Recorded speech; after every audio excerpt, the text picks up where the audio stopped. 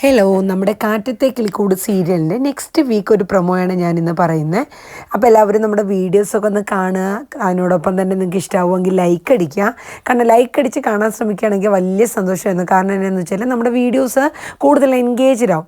അപ്പോൾ എല്ലാവരും ഒന്ന് കാണുക, കണ്ട് സപ്പോർട്ട് ചെയ്യുക കേട്ടോ. ഞാൻ ഇന്നിപ്പോൾ 3ാമത്തെ ദിവസമാണ് കാറ്റത്തെ കിളിക്കൂടിൻ്റെ പ്രൊമോ ചെയ്യുന്നത്.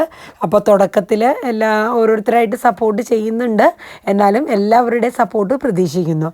അപ്പോൾ നമുക്ക് നെക്സ്റ്റ് വീക്ക് പ്രൊമോയിലോട്ട് പോവാം. അങ്ങനെ നമ്മുടെ സുഭാഷ് റൂമിലോട്ട് വരുമ്പോൾ അന്ന് സുധീഷും അതുപോലെ നമ്മുടെ നിധിയും സംസാരിക്കുന്നതൊക്കെ കേട്ടുകൊണ്ടാണ് നമ്മുടെ സുഭാഷ് റൂമിലോട്ട് വരുന്നത്.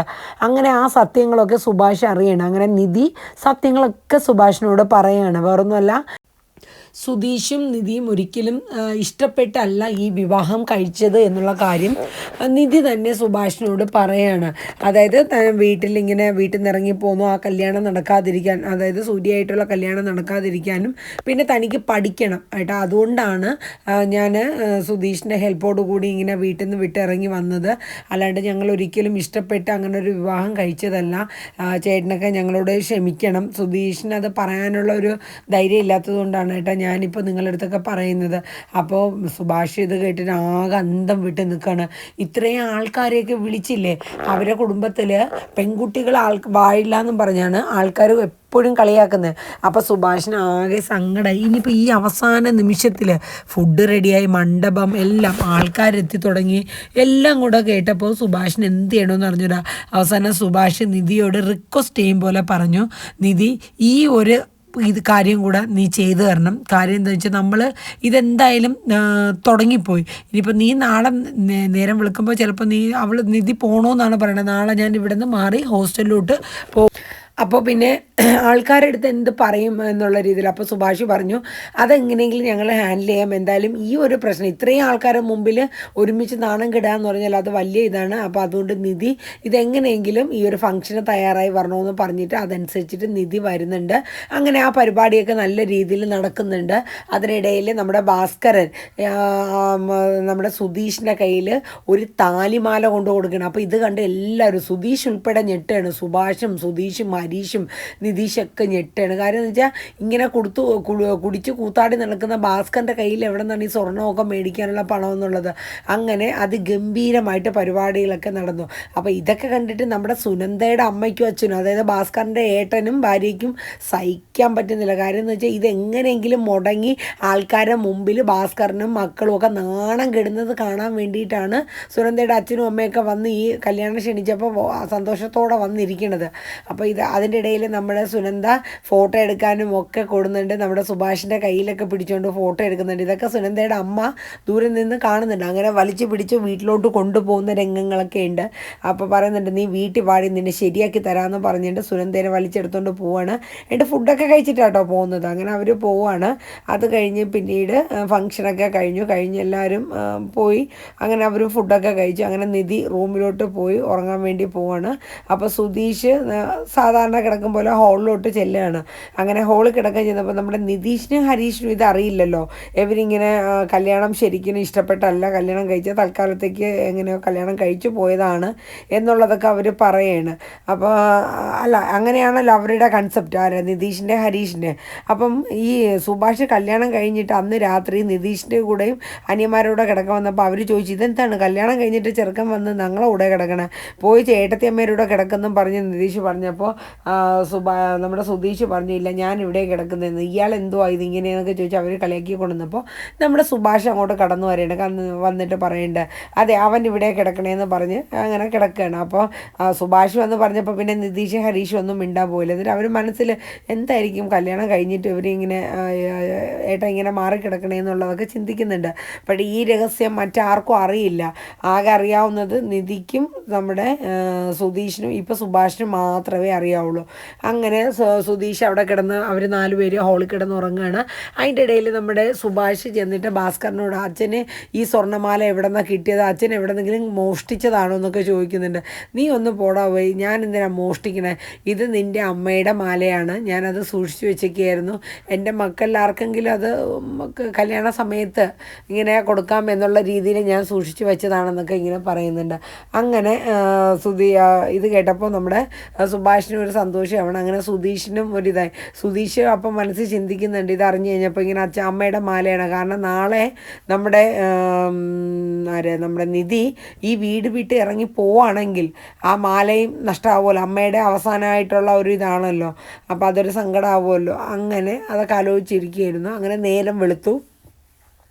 സുഭാഷ് എഴുന്നേറ്റിട്ട് രാവിലത്തെ പോലെ പതിവ് പടി കാര്യങ്ങൾ ചെയ്യാനായിട്ട് വന്നപ്പോൾ നിധി റൂമിൽ നിന്ന് ഇറങ്ങി വന്നിട്ട് സ്റ്റക്കായിട്ട് നിൽക്കുന്നു. കാര്യം എന്ന് വെച്ചാൽ കാലെടുത്ത് വെക്കാൻ പറ്റുന്നില്ല. നമ്മുടെ ചേട്ടാനിയന്മാരെല്ലാവരും കൂടെ ഒരുമിച്ച് ഒരു പായിൽ കെട്ടിപ്പിടിച്ചാണല്ലോ കിടക്കുന്നത്. അതും മുണ്ടെടുത്ത് മൂടിക്കൊണ്ടൊക്കെ കിടക്കണം. ആകെ ഒരു ഇതിലാണ് കിടക്കുന്നത്. അപ്പോൾ തന്നെ സുഭാഷ് എന്ത് ചെയ്തു, ഒരു കിടക്കണ കോലം കണ്ടില്ല. കാരണം ആകെ സുഭാഷിനും ഒരു ചമ്മലായിപ്പോയി. നിധിക്ക് എന്ത് ചെയ്യണമെന്ന് അറിഞ്ഞൂടാ. ഇവരിങ്ങനെ കിടക്കുന്ന കണ്ടല്ലോ. കാരണം മുണ്ടൊക്കെ എടുത്ത് അഴിച്ചു പറിച്ചും ഒക്കെ ആയിട്ടുള്ള ഒരു കിടക്കുന്ന രീതിയാണ്. അങ്ങനെ സുഭാഷ് ചെന്നൊരു പുതപ്പെടുത്ത് മുടി കൊടുത്തിട്ട് നിധിയുടെ അടുത്ത് കടന്നു പോകാൻ പറയണം. അങ്ങനെ നിധി അവരൊന്നും ചവിട്ടാണ്ട് പതുക്കെ കടന്നു വരികയാണ്. അങ്ങനെ കടന്നു വന്ന് നേരെ ബാത്റൂമിൽ പോയി കുളിച്ച് ഫ്രഷായി വന്നപ്പോഴേക്കും നമ്മുടെ സുഭാഷ് ചായയൊക്കെ ഇട്ട് കൊടുത്തു. എന്നിട്ട് സുഭാഷ് പറയുന്നുണ്ട്, കുട്ടിയുടെ അടുത്ത് ഞാൻ ഒരിക്കലും പറയില്ല ഇവിടെ നിൽക്കുന്നു, പക്ഷേ എങ്കിലും മറ്റുള്ളവർ ഇനി രാവിലെ എഴുന്നേറ്റ് ഇനി തൊട്ട് നിധിയെ ഇവിടെ കണ്ടില്ലെങ്കിൽ പലരും ചോദിച്ചു ഓരോ കുന്നായ്മയും പറയും, കുട്ടി പറ്റുമെങ്കിൽ ഇവിടെ തന്നെ നിന്നും പഠിച്ചുകൂടെ എന്നൊക്കെ ചോദിക്കുന്നുണ്ട്. അപ്പോൾ നിധി പറയുന്നുണ്ട്, അത് ശരിയാവില്ല ഏട്ടാ, എനിക്ക് എന്തായാലും പോകണം. ഞാൻ പറഞ്ഞില്ല എൻ്റെ മനസ്സിലെ ആഗ്രഹങ്ങൾ വീട്ടുകാരുടെ മുമ്പിൽ എനിക്ക് കാണിച്ചു കൊടുക്കണം. ഞാൻ ഒരുത്തന്നെ ഇഷ്ടപ്പെട്ട് ഇറങ്ങി വന്നതല്ല. എൻ്റെ ജീവിതത്തിലെ എൻ്റെ ആഗ്രഹങ്ങൾ എനിക്ക് പഠിച്ചൊരു നിലയിൽ എത്തണം എന്ന ഒരു ആഗ്രഹത്തോടെ ഞാൻ വന്നതാണെന്ന് എൻ്റെ വീട്ടുകാരെ ബോധ്യപ്പെടുത്തണം എന്ന് നിധി സുഭാഷിൻ്റെ അടുത്ത് പറയണം. അപ്പോൾ സുഭാഷ് പറഞ്ഞു, ഞാൻ നിർബന്ധിച്ചല്ല, ഞാൻ പറഞ്ഞു എന്നേ ഉള്ളൂ, നിധിയുടെ ഇഷ്ടം പോലെ ചെയ്യാൻ പറയുന്നുണ്ട്. അത് കഴിഞ്ഞിട്ട് പിന്നെ നമ്മുടെ സുധീഷ് എഴുന്നേറ്റ് നേരെ നിധിയുടെ റൂമിൽ പോകണം. അവിടെ ചെന്നപ്പോൾ നിധിയില്ല. സുഭാഷ് ആകെ ഞെട്ടിട്ട്, ഇവള് നേരെ വെളുത്തപ്പോൾ തന്നെ ഇവിടെ നിന്ന് പോയോ? അങ്ങനെ സുധീഷ് നേരെ നോക്കി വരുമ്പോൾ നിധി കുളിച്ച് തുണിയൊക്കെ ഇങ്ങനെ അയലിട്ടുകൊണ്ടിരിക്കുകയാണ്. അങ്ങനെ കാര്യങ്ങളൊക്കെ ഏകദേശം സെറ്റായിരിക്കുന്ന സമയത്ത് നിധി പറയുന്നുണ്ട്, സുധീഷ് ഇന്ന് നമുക്ക് പുറത്തു പോയി നമുക്കൊരു ഹോസ്റ്റലൊക്കെ ഇന്ന് കണ്ടെത്തണം, എന്നിട്ട് എനിക്ക് അങ്ങോട്ടേക്ക് മാറണമെന്ന് പറയുന്നുണ്ട്. അതൊരു സുധീഷ് കുളിച്ച് റെഡിയായി വരാൻ പറയുന്നുണ്ട്. അങ്ങനെ സുധീഷ് ആകെ വിഷമമാണ്. പോണ കാര്യം ആലോചിക്കുമ്പോൾ തനിക്ക് ഇവിടെ നിന്ന് എന്നെ പഠിച്ചാൽ പോരെ. സുധീഷ് എന്തായി പറയണേ, എല്ലാ കാര്യങ്ങളും അറിയാവുന്നതല്ലേ, ഇവിടെ എങ്ങനെ നിൽക്കണേ, നമുക്ക് ഹോസ്റ്റലിൽ എനിക്ക് എന്തായാലും മാറണമെന്ന് പറഞ്ഞിട്ട് നിർബന്ധം പറഞ്ഞു. അപ്പോൾ ആയിക്കോട്ടെ എന്ന് പറഞ്ഞ് സുധീഷ് പോയി കുളിച്ച് ഫ്രഷ് ആവാൻ പോകണം. ആ സമയം നമ്മുടെ നിധി പുറത്തോട്ട് നോക്കിയപ്പോൾ നമ്മുടെ ഭാസ്കര ആ ഒരു എറാത്താണ് കിടക്കണേ. അവിടെ നിന്ന് എഴുന്നേറ്റിട്ട് ആ ഒരു കപ്പിൽ വെള്ളമൊക്കെ എടുത്ത് വായിലിട്ട് ഇങ്ങനെ കുലുക്കി തുപ്പണയൊക്കെ കണ്ടിട്ട് നിധിക്ക് എന്തോ പോലെ. നിധി അങ്ങനെയൊന്നും കണ്ടിട്ട് ചെയ്തിട്ടൊന്നും ഇല്ലല്ലോ, ഛർദ്ദിക്കാൻ വരല പോലെയൊക്കെ തോന്നുന്നുണ്ട് നിധിക്ക്. എന്തോ ഒരു ഇത് എന്തായാലും ഇവിടെ നിന്ന് മാറണമെന്നുള്ള രീതിയിൽ തന്നെയാണ് നിധി നിൽക്കുന്നത്. അങ്ങനെ അത് കഴിഞ്ഞ് നമ്മുടെ സുധീഷും നിധിയും കൂടെ ചെന്നിട്ട് ഹോസ്റ്റലൊക്കെ നോക്കുകയാണ്. അങ്ങനെ ഹോസ്റ്റലിൽ ചെന്ന് എന്ത് ചെയ്യാനാണ്, പഠിക്കാനാണോ ജോലിക്കാണോ? പഠിത്തമൊക്കെ കഴിഞ്ഞു മേഡം, എനിക്ക് ജോലിക്കാണെന്ന് പറയുന്നുണ്ട്. ഓക്കെ, എന്തായാലും ഒരു ID പ്രൂഫ് കാര്യങ്ങളൊക്കെ തന്നോളൂ എന്ന് പറയുന്നുണ്ട്. അപ്പോൾ നിധിയുടെ ID പ്രൂഫ് ഇല്ലല്ലോ. ഈ സമയം നമ്മുടെ സുധീഷ് പെട്ടെന്ന് ഇനി എൻ്റെ മൊബൈലിൽ എങ്ങനെ ഒരിക്കൽ ഫോട്ടോ എടുത്തത് കിടപ്പുണ്ടെന്നും പറഞ്ഞ് ഇവളിപ്പോൾ ചോദിച്ചാലോ അങ്ങനെ. കാരണം നിധീഷിന് ഇഷ്ടമല്ല നമ്മുടെ നിധി വീട് വിട്ട് പോകുന്നത്. കാര്യം വീട്ടിൽ തന്നെ നിൽക്കുക, ഇത്രയും കാര്യങ്ങൾ കൊണ്ടെത്തിച്ചിട്ട് അവസാനം എല്ലാം നഷ്ടപ്പെട്ട് പോകണമെന്ന് അറിയുമ്പോൾ ഭയങ്കര സങ്കടമാവുകയാണ് സുധീഷിന്. അവസാനം ID പ്രൂഫ് ഇല്ലയെന്നറിഞ്ഞ് അങ്ങനെ ആ ഹോസ്റ്റലിൻ്റെ കേസ് അവിടെ ചേരാൻ പറ്റിയില്ല. വേറെ 1-2 ഹോസ്റ്റലിൽ അവർ ചെന്ന് നോക്കി, അവിടെയും ID പ്രൂഫ് നിർബന്ധമാണ്. സ്വന്തമായിട്ടുള്ള ID പ്രൂഫ് എന്തായാലും ഉണ്ടെങ്കിലേ അവർ നിർത്തത്തുള്ളൂ. അങ്ങനെ കാര്യങ്ങളെല്ലാം ഏകദേശം ഇങ്ങനെ ആയിവന്ന് നിധിക്ക് ആകെ സങ്കടമാവുകയാണ്. കാര്യം വിചാരിച്ച പോലെ ഒന്നും ആവണില്ലല്ലോ. അവസാനം നിധി പറഞ്ഞു, നമുക്ക് പേയിങ് ഗസ്റ്റിൻ്റെ എന്തായാലും നോക്കാം, പക്ഷേ പേയിങ് ഗസ്റ്റായിട്ടൊക്കെ നോക്കണമെങ്കിൽ അതിനും ഇതേപോലെ ID പ്രൂഫ് വേണ്ടി വരും. അവർ ചെന്ന് അന്വേഷിച്ചപ്പോൾ ഇതേപോലെ തന്നെയാണ് ID പ്രൂഫും കാര്യങ്ങളും. അവസാനം നിധി പറഞ്ഞു, എന്നാൽ പിന്നെ ഞാനൊരു കാര്യം ചെയ്യാം, ഒരു റെൻ്റായിട്ട് വീട് ഇങ്ങനെ എടുക്കും പോലെ എടുക്കാം, അല്ലാണ്ട് ഇപ്പോൾ എന്താ ചെയ്യണേ. അങ്ങനെ അതിനാകുമ്പോൾ ഒത്തിരി കാശ് വേണം. കാരണം നിധിയുടെ കയ്യിൽ ക്യാഷ് ഒന്നുമില്ല. അങ്ങനെ നിധി കൈ കിടന്ന വള എന്തോ ഊരി കൊടുത്തിട്ട് പണയം വെക്കുകയാണ്. അങ്ങനെ പണയം വെച്ച് 10-60 രൂപ അവർ തരാമെന്ന് പറഞ്ഞു. അപ്പോൾ നമ്മുടെ സുധീഷ് പറഞ്ഞ് 60 രൂപ പോരാ, 1 രൂപ കൂടുതൽ പൈസ വേണം. അങ്ങനെ അവർ അവസാനം 80 രൂപ, അതിൽ കൂടുതൽ തരാൻ പറ്റില്ല, മാസം 1000 രൂപ വെച്ച് നിങ്ങൾ അടയ്ക്കണമെന്നും പറയുന്നുണ്ട്. അങ്ങനെ പൈസയൊക്കെ എടുത്ത് റെഡിയാക്കി ജീപ്പിലോട്ട് കയറി കഴിഞ്ഞിട്ട് അവർ വീട് അന്വേഷിച്ചിട്ട് വീടൊന്നും കിട്ടില്ല. അപ്പം നമ്മുടെ സുധീഷിൻ്റെ കയ്യിൽ ഒരു 25,000 രൂപ എടുത്ത് നിധി കൊടുക്കുകയാണ്. ഇത്രയും നാളും തന്നെ ഇത്രയും ദിവസം ഓരോ ചിലവും കാര്യങ്ങളെല്ലാം നോക്കിയത് സുധീഷാണ്. മാത്രമല്ല വണ്ടിയിൽ പെട്രോളും അങ്ങോട്ടും ഇങ്ങോട്ടും വണ്ടി ഓടിച്ചതും എല്ലാം കൂടെ. അപ്പോൾ ഇത് തികയോന്നറിയില്ല, എന്നാലും 25,000 രൂപ പിടിക്കും. അപ്പം സുധീഷിന് ശരിക്കും സങ്കടമാവുകയാണ്. അതിൻ്റെ ആവശ്യമുണ്ടോ എന്ന് സുധീഷ് ചോദിക്കും. അപ്പം നിധി പറഞ്ഞ് വേണം, ഇത് കയ്യിൽ വെക്കെന്നും പറഞ്ഞ് നിർബന്ധിക്കണം. അവസാനം അവർ വീട് തിരക്കിയിട്ട് ഒന്നും തന്നെ കിട്ടില്ല. അപ്പം നമ്മുടെ സുധീഷ് നിധിയോട് പറയുന്നുണ്ട്, വീട്ടിൽ തന്നെ താമസിച്ച് ഒരു ജോലിയൊക്കെ ആയി സെറ്റ് ആയ ശേഷം വേണമെങ്കിൽ മാറിയാൽ പോരെ നിധി എന്ന് ചോദിക്കുന്നുണ്ട്. അങ്ങനെ അവസാനം വീടൊന്നും കിട്ടാണ്ട് അവർ വലഞ്ഞ് സങ്കടപ്പെട്ട് വീട്ടിലോട്ട് വരുന്ന രംഗങ്ങളാണ്. അതിൻ്റെ ഇടയിൽ നമ്മുടെ സുഭാഷ് ജോലിക്ക് അവിടെ വീട്ടിൽ പന്തലൊന്നും അഴിച്ചിട്ടില്ല, പക്ഷേ പണിത്തിരക്കുള്ളതുകൊണ്ട് സുഭാഷ് അന്ന് പണിക്ക് പോവാണ്. ഈ വീട്ടിലെ കാര്യങ്ങൾ തന്നെയായിരുന്നു സുഭാഷിൻ്റെ മനസ്സിൽ. ഇനിയിപ്പോൾ നിധി വീട്ടിൽ നിന്ന് പോകുമല്ലോ, അപ്പോൾ ആൾക്കാരുടെ അടുത്തൊക്കെ എന്ത് പറയും, അങ്ങനെ ആകെ ടെൻഷനായിരുന്നു സുഭാഷിന്. അങ്ങനെ സുഭാഷ് പണിക്കാരുടെ അടുത്തൊക്കെ ആ ദേഷ്യവും മറ്റുമൊക്കെ ഇങ്ങനെ തീർത്തുകൊണ്ടിരിക്കുകയായിരുന്നു. അവസാനം വൈകിട്ടായി വീട്ടിലെത്തി കഴിയുമ്പോഴാണ് സുഭാഷ് അറിയണത് ഇങ്ങനെ നിധി ഹോസ്റ്റലൊക്കെ തിരക്കിയിരുന്നു. അത് എന്നിട്ട് അന്വേഷിച്ച് കിട്ടിയില്ല എന്നുള്ള കാര്യമൊക്കെ. അവർ സമാധാനമായി, ഒരു ദിവസമെങ്കിലും അടുത്ത് വീട്ടിലുണ്ടാവുമല്ലോ എന്നോർത്ത് ഒന്ന് സമാധാനപ്പെട്ടിരിക്കുകയായിരുന്നു.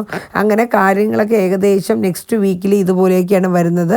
ഇനിയിപ്പോൾ നിധി വേറൊരു സ്ഥലത്തേക്ക് മാറുമോ താമസം, അതോ ഇവിടെ തന്നെ നിന്നുകൊണ്ട് തൻ്റെ ജോലി കാര്യങ്ങളും മറ്റുമൊക്കെ ശ്രമിക്കുമോ എന്നുള്ളതൊക്കെ നമുക്ക് കണ്ട് തന്നെ അറിയാം. അപ്പോൾ എല്ലാവരും നമ്മുടെ കാട്ടത്തെ കിളിക്കൂട് സീരിയൽ എല്ലാവരും ഒന്ന് പ്രൊമോ കാണുക, കണ്ട് ലൈക്ക് ചെയ്യുക, സപ്പോർട്ട് ചെയ്യുക. ഓക്കെ, അപ്പോൾ എല്ലാവർക്കും നല്ലൊരു ശുഭദിനം പറഞ്ഞുകൊണ്ട് ഇന്നത്തെ കാട്ടത്തെ കിളിക്കൂട്, അതായത് നെക്സ്റ്റ് വീക്ക് പ്രൊമോ ഇവിടെ വൈൻഡപ്പ് ആവുകയാണ്. Tata, bye bye, take care.